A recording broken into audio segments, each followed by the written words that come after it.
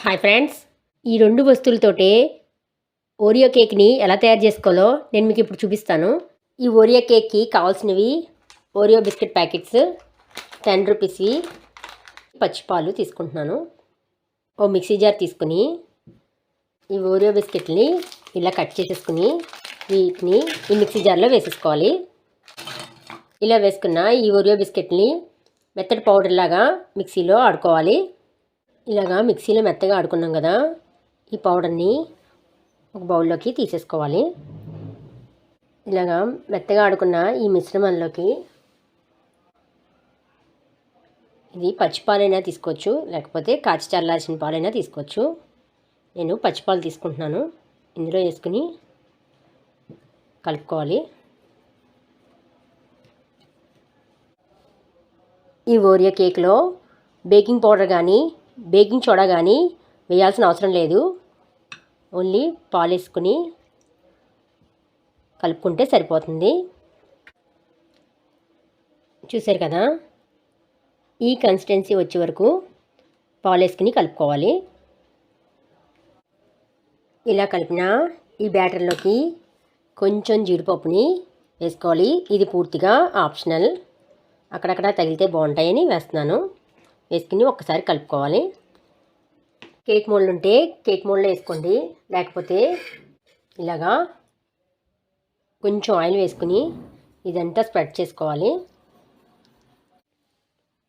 ఇలా ఆయిల్ వేసుకున్నాం కదా, దీంట్లోకి కొంచెం మైదా పిండి వేసుకుని ఇలాగా మొత్తం అంతా స్ప్రెడ్ అయ్యేలాగా వేసుకోవాలి.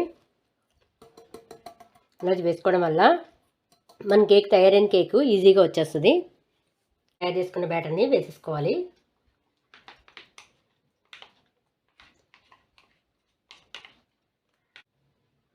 ఇలా వేసుకున్న తర్వాత దీన్ని 2 సార్లు ఇలాగా ట్యాప్ చేయాలి. ట్యాప్ చేస్తే బబుల్స్ ఏమి లేకుండా కేక్ చక్కగా వస్తుంది. తర్వాత పొయ్యి వెలిగించుకుని ఒక వెడల్పాటి గిన్నె పెట్టుకుని గిన్నెలో సాల్ట్ వేసుకుని ఒక 5 నిమిషాలు ఫ్రీ హీట్ చేసుకోవాలి.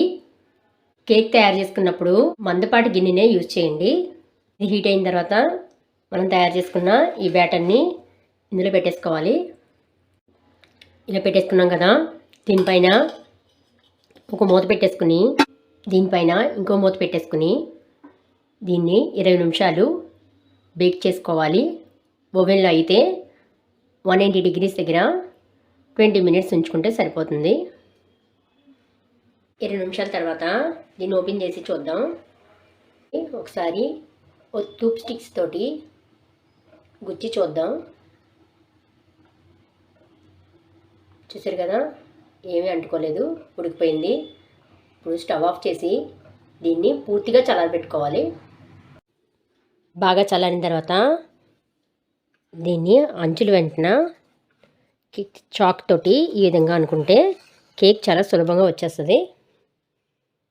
ఒకసారి అనుకుని దీని మీద ఇలాగా బోర్లించి ఉల్టా చేస్తే కేక్ ఈజీగా వచ్చేస్తుంది. కేక్ని ఇలా చేసుకుంటే దీనిపైన ఓరియో బిస్కెట్తో డెకరేషన్ చేసుకోవచ్చు, లేకపోతే మీకు నచ్చిన క్రీమ్ తోటి దీనిపైన వేసుకుని డెకరేషన్ చేసుకోవచ్చు. చూసారు కదా ఎంత ఫ్లఫీగా ఉందో. ఈ న్యూ ఇయర్కి మీరు కూడా ఈ ఓరియో తోటి కేక్ తయారు చేసుకుని టేస్ట్ చేయండి. ఈ న్యూ ఇయర్ రోజున మీరందరికీ సకల శుభాలు కలగాలని నేను మనస్ఫూర్తిగా కోరుకుంటున్నాను. ఈ ఓరియో కేక్ కనుక మీకు నచ్చినట్లయితే లైక్ చేయండి, మీ ఫ్రెండ్స్ అండ్ ఫ్యామిలీ మెంబర్స్కి షేర్ చేయండి, సబ్స్క్రైబ్ చేసుకోండి.